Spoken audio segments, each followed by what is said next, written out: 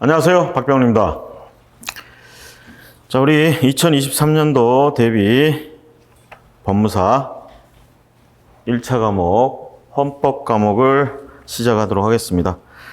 우리 수업은요, 교재는 헌법 조문 판례 노트 해가지고요, 법학사에서 나온 책으로, 자, 판례하고 조문을 정리해 놓은 노트다 이렇게 보시면 되겠고요. 여러분들이 보통 시중에 있는 기본서 해가지고 수백 페이지 되고 이러는 책들에 있는 내용들을 압축해 놓은 거다 이렇게 보시면 되겠습니다.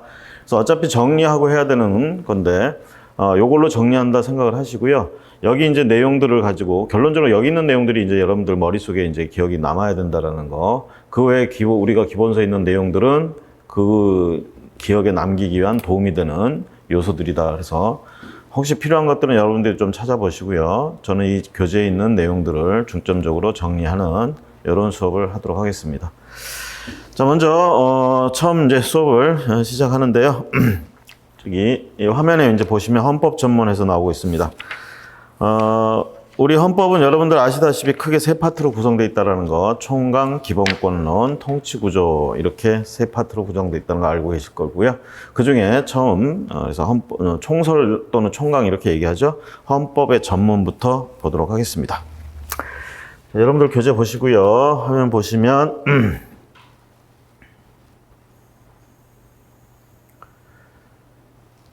자, 우리 헌법은요, 뭐 일반적으로 대부분 세계 각국의 헌법도 그렇지만 그 전문이라는 게 이제 존재하죠. 전문. 뭐 제1조, 제2조 이렇게 나가기 전에 전문이 이렇게 존재를 하는데, 문제점은 이 전문도 1조, 2조 이렇게 나오는 이런 것들처럼 어떤 규범령이 있느냐 이런 것들이 이제 우리가 문제가 된다라는 거. 그래서 이제 재판의 준거가 될 수 있느냐라는 부분들이 쟁점이 된다. 참고하시고요. 한번 보도록 하겠습니다. 전문이 어떤 내용인지. 자, 유구한 역사와 전통이 빛나는 우리 대한민국은, 여기 이제 가로 속에 있는 것은 우리 저자가 이렇게 나름대로의 해설을 이제 넣어놨다 이렇게 보시면 되겠고요. 자, 대한국민이라고 얘기했습니다. 우리 대한국민, 이 개정 권력이라고 얘기할 수 있겠죠. 3.1운동, 자, 요걸로 건국됐다 이렇게 봅니다. 3.1운동으로 건립된 대한민국 임시정부의 법통과, 자, 여기 지금 건국해가지고 있고, 현행 요렇게 있는 것, 또는 여기 7차 이런 거 있는 것들은요, 우리가 건국 헌법 때부터, 전문이 존재했어요. 그때 그 전문 내용과 우리가 9차례 개헌된 거 다 아시겠죠? 그 9차례 개헌되면서 전문 내용도 좀 바뀌었습니다. 그러다 보니까 이 전문에 있는 내용들 중에 건국 헌법 때 들어갔던 거, 3차 때 들어갔던 거, 지금 현행 때 들어갔던 거, 뭐 이런 것들은 이제 구별이 있겠죠? 자, 그런 걸 표시해 놓은 거다 이렇게 보시면 되겠고요. 이 내용은요, 뒤에 가면 이제 헌법 조문들 나오는데 그 조문에도 이런 표시들이 있을 수 있어요. 뭐 7차, 3차 이런 것들. 그러면 그 개헌 때, 3차 개헌 때, 7차 개헌 때 그 내용이 들어갔다 이렇게 보시면 되겠습니다. 그런 표시를 해놓은 거라고 생각하시면 되겠고요. 자, 계속 읽어보겠습니다. 건립된 대한민국 임시정부의 법통과 불의에 한관 4.19 민주이념. 자, 요게 이제 30 때 처음 들어갔다가 50 때 삭제됐다가 현행엔 부활됐다. 현행이 뭐예요? 9차 개헌이죠? 1987년 헌법. 요때 개헌됐다. 요 전문 자체가 1987년 헌법 전문입니다. 자, 요걸 개성하고 조국의 민주개혁과 평화적 통일, 사명에 입각하여 정의 인도와 동포애로서 민족의 단계를 공고히 하고 모든 사회적 폐석과 불의를 타파하며 자율과 조화를 바탕으로 자유민주적 기본 질서를 더욱 확고히 하여 정치, 경제, 사회, 문화의 모든 영역에 있어서 각인의 기회를 균등히 하고 능력을 최고도로 발휘하게 하며 자유와 권리에 따르는 책임과 의무를 완수하게 하여 안으로는 국민 생활의 균등한 향상을 기하고 밖으로는 항구적인 세계 평화와 인류 공행에 이바지함으로써 우리들과 우리들의 자손의 안전과 자유와 행복을 영원히 확보할 것을 다짐하면서 1948년 7월 12일에 제정되고 8차에 걸쳐 개정된 헌법을 이제 국회 의결을 거쳐 국민투표에 의하여 개정한다. 자, 이제 앞으로 이제 헌법 조문이나 이 전문에 이렇게 7차 뭐 이렇게 해가지고 요때 들어갔다 어떤 이런 표시들에 대해서는 따로 언급하지 않으니까 여러분들이 참고하시고요. 여기 끝에 요거 민족 문화의 창달 X 개인 자유와 창의 존중 X 경제의 민주화 X 5.16 혁명 X 권력 분립 X 이게 무슨 뜻이죠? 현행 헌법 전문에 이런 내용들이 들어가 있지 않다. 이런 어휘들이 들어가 있지 않다라는 거를 얘기하는 거고요. 옛날에 이제 그 공무원 시험이나 어디 이런 데서 나올 때 이런 것들 좀 수준이 떨어질 때 이런 것들 좀 시험 문제 나왔다라는 거 생각하시면 되겠습니다. 어쨌든 이런 내용들이 이 전문에는 없다라는 거 참고하시고요. 아시다시피 우리 전문은요, 처음부터 끝까지 하나의 문장으로 되어 있습니다. 그럼 이 전문이 과연 법적, 규범적 효력이 있느냐 없느냐 이런 것들에 대해서 앞으로 살펴보도록 하겠습니다.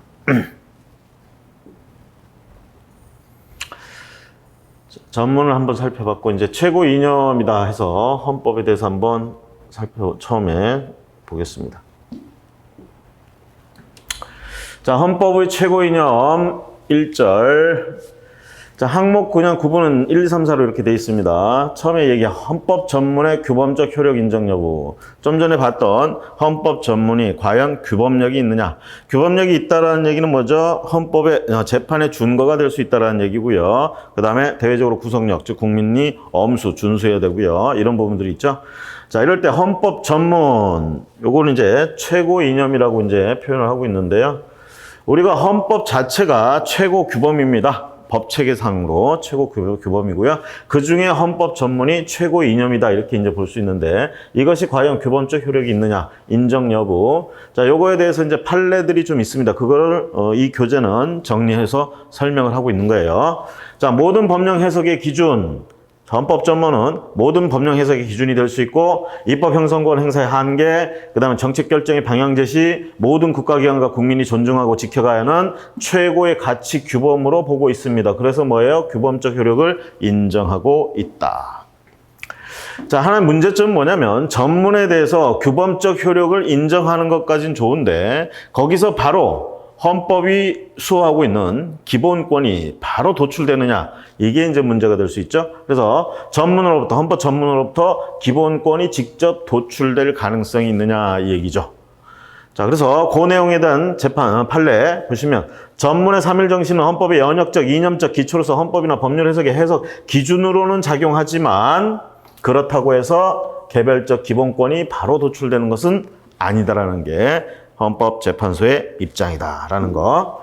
자, 그러니까 여기 위에서 얘기한 것처럼 입법 형성권 행사의 한계. 국회가 법을 제정할 때 당연히 헌법 정신에 위배되면 안 되고 특히 그 헌법 정신에도 최고 이념인 헌법 전문의 이념을 벗어나면 안 된다. 그러니까 입법 형성권을 행사하는 데 있어서 그 한계점 이런 게 되기도 하고요. 방향 제시해주고 어떤 해석의 기준이 되고 자, 그런 역할은 할 수 있는데 그렇다고 해서 전문에서 바로 기본권이 나오는 것은 아니다라는 게 재판소의 입장이라는 거 기억하시고요.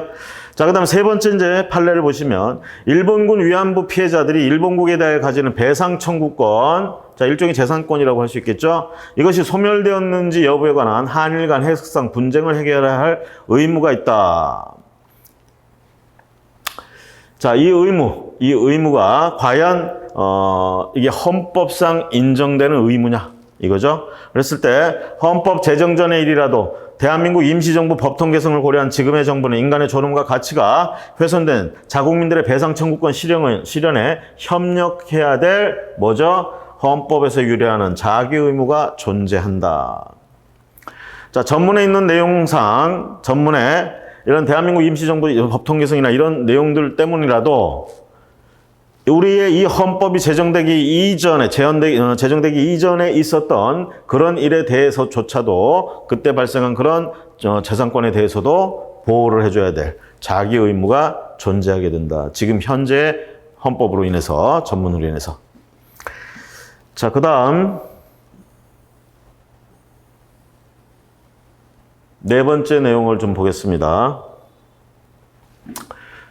자, 국가에게 독립유공자와 그 유족에 대한 예우를 해줄 헌법상의 의무가 있는지 여부.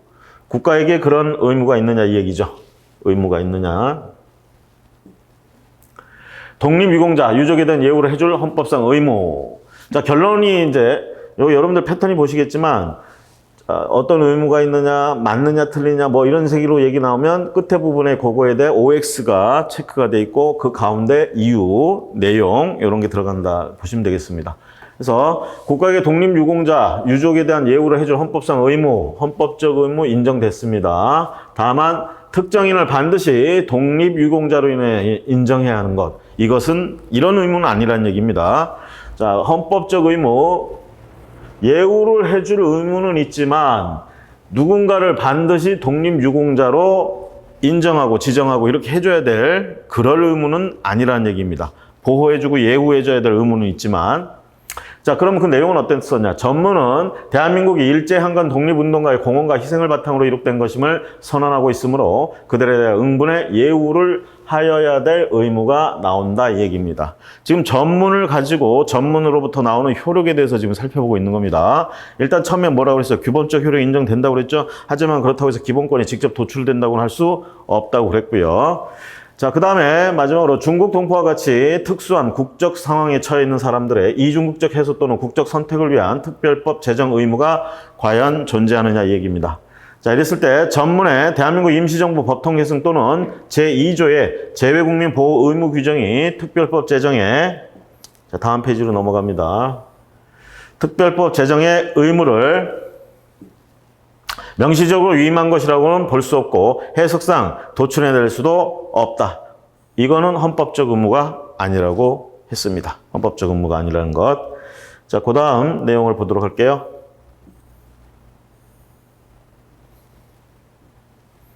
다음 페이지.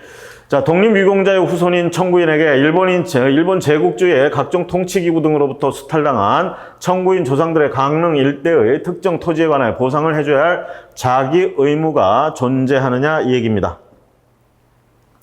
자기 의무가 존재하느냐. 일단은 자기 의무가 존재하지 않는다고 봤어요.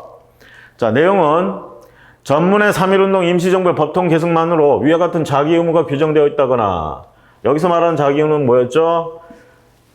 유공자의 후손이 청구를 하는 거예요. 수탈당했습니다. 그 청구 조상들에게 수탈을 당했죠. 강릉 일대 특정 토지. 자, 요거에 대해서 보상을 해줘야 될 그 의무가 전문으로부터 도출되느냐 이 내용이죠. 자, 그랬을 때 자기 의무 도출되지 않는다는 결론. 자, 그래서 전문에는 요 표현이 있어요. 요 표현 가지고는 이런 자기 의무가 나올 수 없다. 전체적인 얘기는. 그래서 같은 자기 의무가 규정되어 있다거나 해석상 도출된다고 볼 수 없음. 그리고 독립유공자 예우에 관한 법률상 그 유족 또는 가족에게 보상금 등을 지급한다라는 규정 자체로부터 위와 같은 구체적인 자기 의무가 도출된다고 보기 어렵습니다. 자, 헌법에서는 전문에서 이걸 가지고 자기 의무 도출된다고 볼 수도 없고 그렇다고 해서 하위 법령인 독립유공자 예우에 관한 법률에서 도출된다고 볼 수도 없다라는 얘기가 되어 있고요. 자, 두 번째 그 다음 7번 친일 행위에 대한 진상규명과 친일 재산에 대한 공적 회수 의무. 진상규명과 자, 국가가 친일 행위에 대해서 진상규명하고 친일 재산에 대한 공적 회수를 해야 될 의무를 가지고 있느냐. 그것이 전문에 의해서 의무로 주어져 있느냐라는 얘기죠. 자, 결론부터 얘기하면 헌법적으로 부여된 임무다. 이 얘기입니다. 헌법적으로 부여된 임무.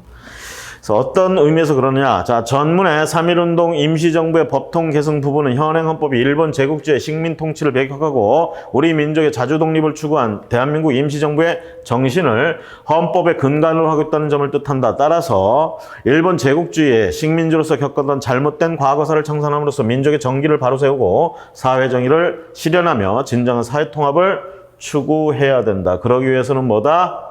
이런 공적 회수 의무를 지고 있다. 자, 헌법적으로 부여된 임무다라는 얘기입니다. 헌법적으로. 자, 그 다음에 우리가 이제 그 4.19 혁명 뭐 이런 얘기들 나오죠. 과연 그래서 전문으로부터 우리가 저항권 개념 같은 것들을 우리가 살펴볼 수 있느냐 이런 얘기가 되겠고요. 자, 봅니다. 그 다음 8번 저항권의 개념 그리고 요건 저항권이라는 건 헌법 조문 자체에 1조부터 해가 쭉 나갈 때는 그 기본권으로서 이렇게 규정되어 있지는 않습니다. 그래서 저항권이라는 단어 자체가 또 전문에 등장하지도 않고요. 그렇다면 저항권이라는 개념을 우리가 인정할 수 있느냐? 그럼 저항권이라는 개념은 도대체 뭐냐? 이걸 한번 먼저 살펴보면, 자, 동그라미 1번에 보시면 국가 권력에 의한 헌법의 기본 원리. 그래서 민주적 기본 질서, 요거에 대한 중대한 침해. 헌법의 존재 자체를 부인, 다른 합법적인 구제수단의 부존재, 국민이 실력으로 정하는 권리, 이렇게 얘기를 합니다.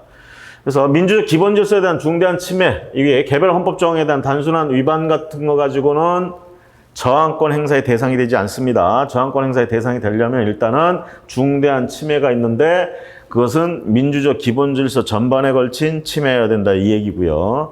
헌법의 존재 자체를 부인한다든가 다른 합법적인 구제수단이 부존재라는 것. 그 다음에 국민의 실력으로 정하는 권리, 그래서 이걸 저항권이라고 한다. 자, 헌법의 존재 자체를 부인하는 일이 벌어진다. 그걸 지켜내기 위해서, 헌법을 지켜내기 위해서 저항권 행사. 그 다음에 그런 것들을 지키기 위한 다른 합법적인 구제수단이 더 이상 존재하지 않는다. 그럼 저항권을 행사한다. 이런 얘기가 되겠고요. 결국은 누가? 국민이 실력으로 저항하는 권리다. 그 다음 두 번째, 민주적 기본 질서의 유지 회복이라는 소극적인 목적을 가지고 정치적, 사회적, 경제적 체제 개혁 수단을, 자, 우리가 조심하실 건 뭐냐면요. 저항권이라는 건요, 소극적인 목적을 위한 것들이라는 얘기입니다. 그러니까 적극적으로 어떤 질서를 갖추거나 체제를 만들거나 이러기 위해서, 어떠한 형태로 가기 위해서, 뭔가를 조직하기 위해서, 이러기 위해서 저항권을 행사한다, 그게 아니라는 얘기입니다. 기존에 있는 우리의 질서, 가치, 이것들을 유지하는 차원에서 그것을 침해하는 것들에 대한 저항이 우리가 저항권이다, 이런 얘기가 되겠고요. 그래서 여기 이게 나오는 얘기가 소극적인 목적을 위해서는 저항권 행사가 가능하다는 얘기입니다. 하지만 정치적, 사회적, 경제적 체제 개혁 수단으로서 저항권을 행사할 수는 없다는 얘기입니다. 즉, 그러니까 저항권은 혁명의 수단이 될 수는 없다는 얘기죠. 아시겠죠? 혁명은 또 다른 개념이라는 얘기입니다. 자, 그 다음에 집권이라는 적극적인 목적을 위해서도 사용할 수 없다는 얘기고요. 기존의 위헌적인 정권을 물러나게 함으로써 민주적 기본 질서를 회복하는 것만이 이 저항권 행사의 방법, 목적이 되겠다라는 얘기입니다. 그래서 저항권 행사는요, 이런 소극적인 목적, 즉 기존에 있던 것들, 우리의 기존의 가치 질서를 위협하는 것들, 민주 질서를 위협하는 것들, 민주적 기본 질서를 위협하는 것들, 자, 이런 것들로부터 헌법의 기존 질서를 지켜내는 것, 이것이 저항권의 행사다. 자, 저항권. 자, 그 다음에 이어서 보겠습니다. 9번에 전문에 4.19 민주이념을 계승하고라는 문구를 과연 이런 저항권의 근거로 볼 수 있느냐. 자, 대법원의 입장, 동그라미 1번에 보시면 4.19 의고 운운은 저항권 규정으로 볼 수 없다. 동그라미 2번, 헌법 및 법률에 저항권에 관한 아무런 규정이 없다. 이게 대법원의 입장입니다. 저항권을 재판의 근거 규범으로 채용, 적용하면 안 된다. 결론적으로. 어떻게 해요? 자, 전문에서 4.19 운운하는 건 대법원 입장에서는요, 이거 저항권에 관계된 규정이다, 아니다라는 얘기입니다. 그렇지 않고요. 그 다음에 헌법이나 법률 어디에도 저항권에 관한 언급이 없다라는 얘기입니다. 그러니까 대법원 입장에서는 저항권이라는 개념을 가지고 재판에 적용할 수가 없다라는 결론에 이르고 있습니다. 자, 그 다음에 10번에 가시면 국회법 소정에 협의 없는, 자, 국회법 소정의 협의 없는 개의 시간의 변경과 회의 일시를 통제하지 아니한 입법 과정의 하자, 저항권 행사의 요건을 충족시키지 못함. 자, 국회법의 소정에 협의가 없는 개의 시간을 변경했어요. 회의 일시를 통제하지 아니했어요. 그럼 결국 뭡니까? 입법을 하기 위해서 개의를 해야 되는데 그런 개의 시간을 변경하면서 협의 없이 해버렸고요. 회의 일시조차도 통제하지 않았습니다. 그렇게 해서 입법을 했어요. 그런 입법 과정에 뭐가 있는 겁니까? 당연히 하자가 있는 거죠. 이런 하자가 있다 그러면 우리가 과연 저항권을 행사할 수 있느냐, 이 얘기입니다. 이것만 가지고는 저항권 행사의 요건을 충족했다고 할 수 없다라는 얘기야. 그러니까 이런 입법 과정의 하자는 저항권 행사의 대상이 될 수 없다라는 결론에 이르렀습니다. 자, 그 다음에 11번을 보시면요. 11번. 선거운동 제한 규정을 위반한 특정 후보자에 대한 시민단체의 낙선운동. 자, 대법원의 판례인데요. 자, 우리가 여러분들이 지난 몇 년 사이에 이런 낙선운동이나 뭐 이런 것들 많이 보셨죠? 과연 이 낙선운동이 과연 위법한 행위냐 이 얘기입니다. 대법원 입장. 자, 선거운동 제한 규정. 자, 내용을 보시면 시민 불복종 운동으로서 헌법상의 기본권 행사 범위 내에 속하는 정당 행위에 해당되지 않는다.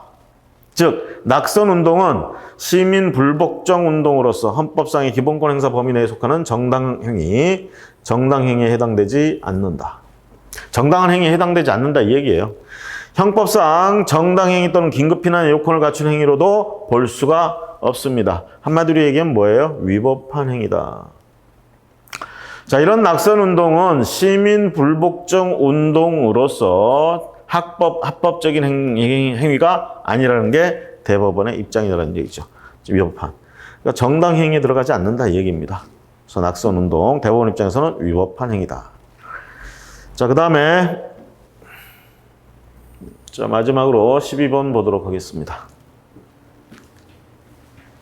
자유민주적 기본질서의 내용. 자유민주적 기본질서라는 게 과연 뭐냐? 우리가 전문에서 얘기도 하고 있는 이런 내용들이 과연 뭐냐라는 얘기죠. 자, 그거에 대해서 동그라미 1번에 보시면 모든 폭력적 지배와 자의적 지배, 즉 반국가 단체 1인 독재 내지 일당 독재를 배제하고 다수에 의한 국민의 자치, 자유평등의 기본 원칙에 의한 법치주의적 통치 질서를 우리가 자유민주적 기본 질서다라고 이렇게 헌법재판소 입장에서는 얘기를 하고 있습니다. 자, 2번에 가보시면 구체적으로 기본적 인권의 존중, 권력분립, 의회제도, 복수정당, 선거제도, 사유재산, 시장경제를 골간으로 한 경제질서 및 사법권의 독립 등 자, 이런 것들을 지칭하는 게 통틀어서 우리가 자유민주적 기본질서다. 이렇게 볼 수 있다는 거. 자, 이런 것들의 첫 단어들을 따가지고 이렇게 가로해서 여러분들이 기억하기 좋게 하라고 지금 써놓은 겁니다. 그래서 여러분들이 그 참고하시면 되겠고요. 자, 이렇게 해서 헌법 전문, 헌법의 최고 이념으로서의 헌법 전문에 대해서 살펴봤습니다.